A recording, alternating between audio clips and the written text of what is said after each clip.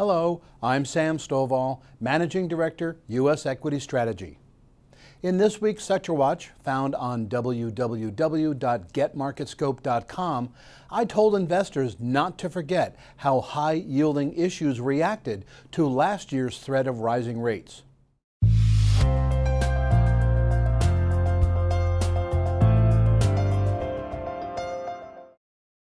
A little more than a year ago, the former Fed Chair Bernanke first dropped the taper time bomb in his testimony before Congress.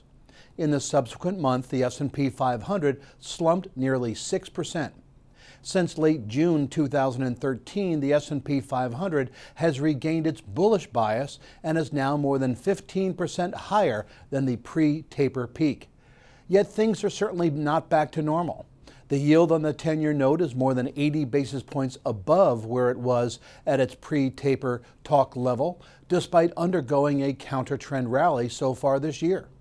What's more, higher-yielding stocks are still lagging well behind their lower-yielding brethren.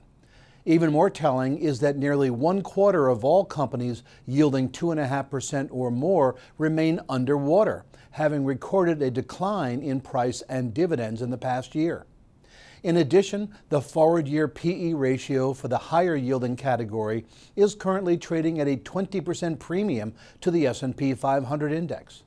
Therefore, when screening for high-yielding investment candidates, we recommend that investors don't yield to temptation by stretching for income by turning a blind eye to valuations and volatility.